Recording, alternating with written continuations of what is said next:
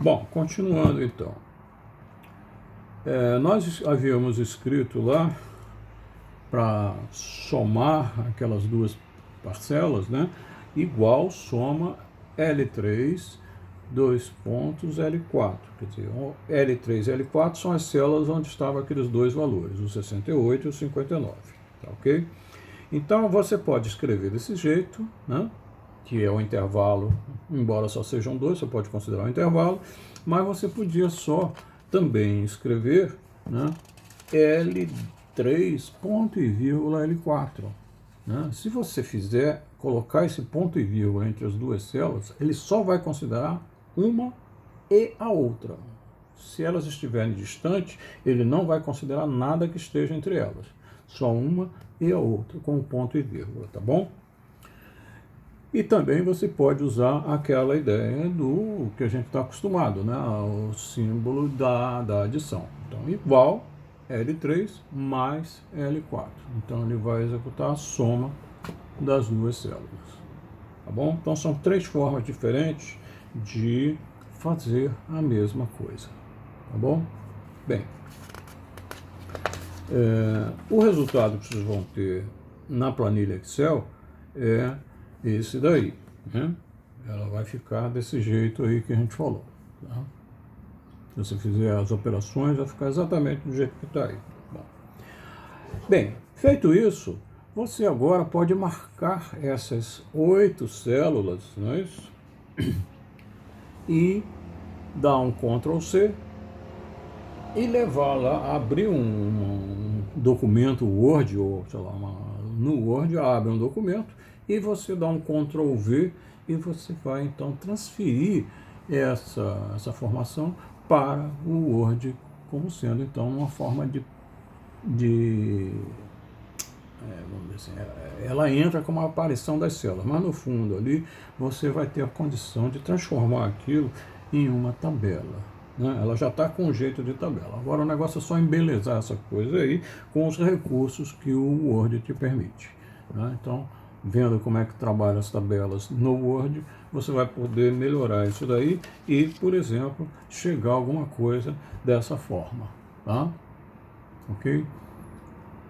A gente não fez nada diferente do que simplesmente Ctrl C, Ctrl V e arrumar a tabela para ficar uma coisa apresentável, vamos dizer assim, tá bom? Bem, então, para as variáveis nominais, é assim que a gente faz. Seja uma variável com duas categorias, seja com 3, com 4, seja lá com quantas forem, é assim que a gente faz, vamos dizer, a contagem, a apuração dos casos que estão dentro de cada categoria. Tá ok? Então vamos agora para as variáveis ordinais. Né? Por exemplo, aquela variável classe social, né? A gente vai ver que a classe social, ela nos permite trabalhar exatamente da mesma forma que a nominal. Tá? Então não muda nada. É categoria, então a forma de contar é exatamente a mesma. Nesse caso aí eu tenho 5 classes, né? Classe A, classe B, classe C, classe D e classe E. Embora estejam anotados lá na tabela, na coluna, né? No caso na coluna C, né? Só as letras A, B, C, D e E, ok? Então, e as letras A, B, C, D e E são texto, então você vai ter que escrevê-las entre aspas também, tá? Bom, então o conjunto de resultados são esses, e no banco de dados, né, as 5 classes foram codificadas dessa forma. Então você vai ter que procurar também, mandar contar, da mesma forma que a gente fez para a variável nominal, vamos mandar contar desde a célula C2 até a célula C128. Né? Bom,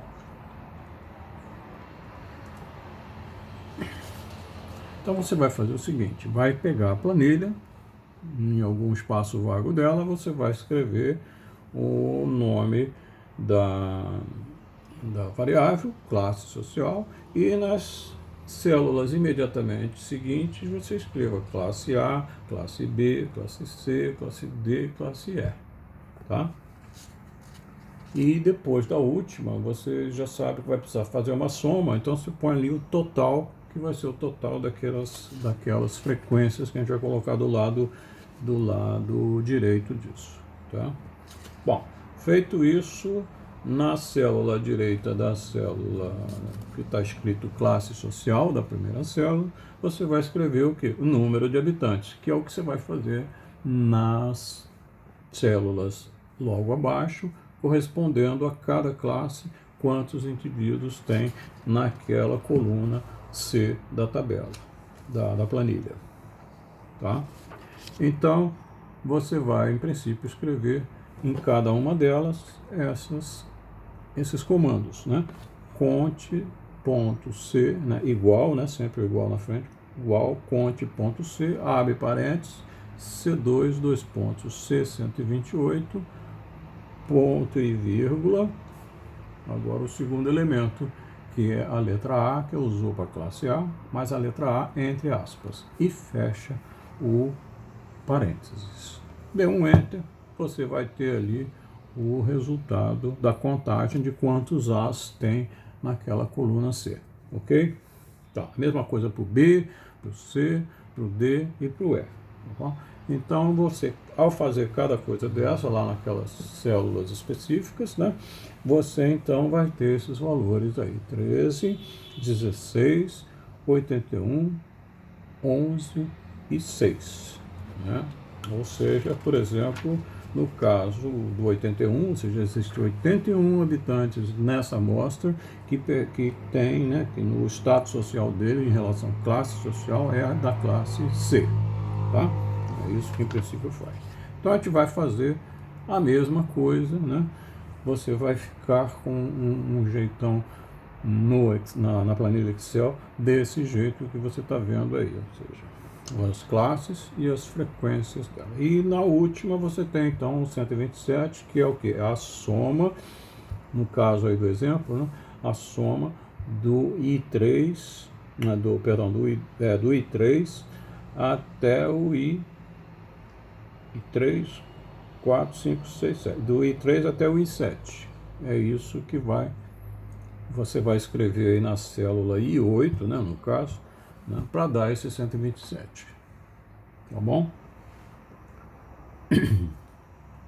E quando você usar isso e transferir para o Word, você vai ficar ou seja, embelezando no Word, né, e tal, a tabela, você fica com essa possível apresentação dessa tabela. Observe que na tabela estatística você tem sempre um título, que é para dizer de onde veio essas informações vieram, né? Sempre o título, e o título tem que dizer onde foi feita a pesquisa, o que está sendo apresentado e quando essa pesquisa foi feita.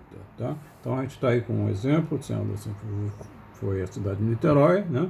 O número de essa tabela significa o número de habitantes, tá? Que é o que está do lado direito, na coluninha direita dos números, né?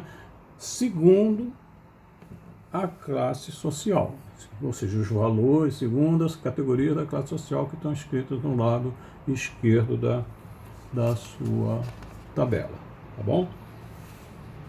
E o período, quando é que esses dados foram pesquisados e tal, nós botamos um exemplo, por exemplo, março de 2020. Okay? Isso tudo é hipotético, tá? E com isso a gente encerra a apuração de uma classe, de uma variável do nível ordinal. Qualquer que seja a variável do nível ordinal, você vai fazer uma coisa semelhante a essa daí, ok? Bom, então vamos passar agora às variáveis numéricas discretas, né? No caso lá, o número de irmãos, tá? Ok? Então, olhando a coluna D lá da planilha, né? Vocês vão ver que a variável apresenta valores inteiros agora, que a contagem dos números de irmãos são valores inteiros. Ninguém tem 0,8 irmãos, tá?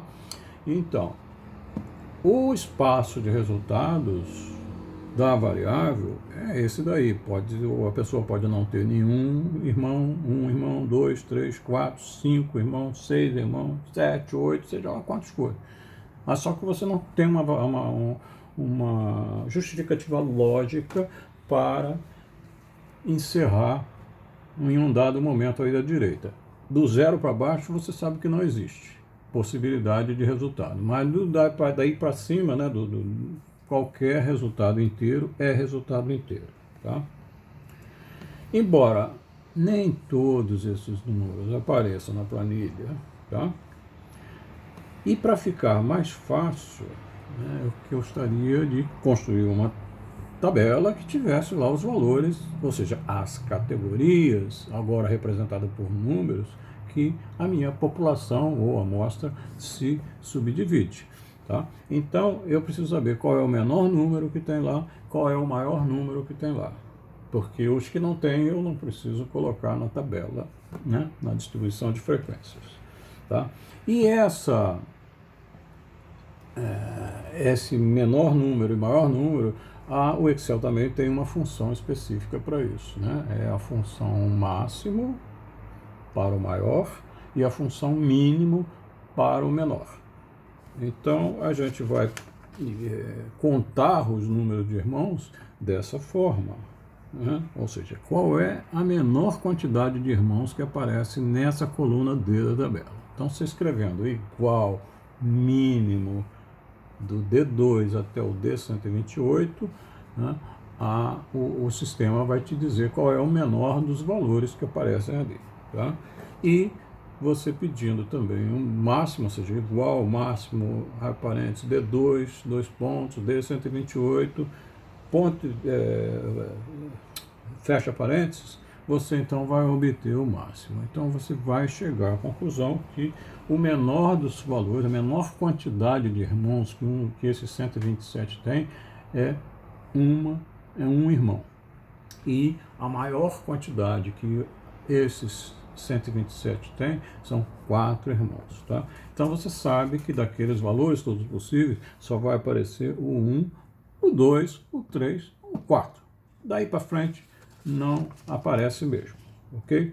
Então, o número de irmãos, você vai perceber então que você tomou aquela amostra e segmentou em 4 categorias. A categoria de um irmão, de 2 irmãos, de 3 e de 4 irmãos. Então, o K é igual a 4 aí, categorias, ok? Bom,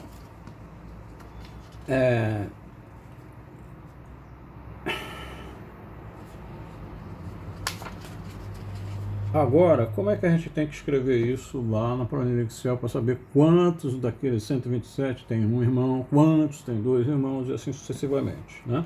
A gente vai contar a mesma coisa, tá? Então, a possibilidade aí agora de você então escrever assim, conte C, né, igual conte C do D2 até o D128, 2 pontos, né? D128, ponto e vírgula.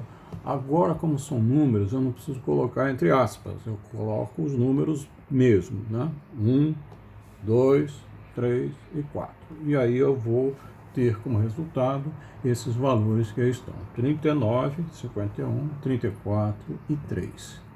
Entendendo que, por exemplo, 34 significa que daqueles 127 que compõem a amostra, 34 são pessoas, são habitantes que têm 3 irmãos. Ok?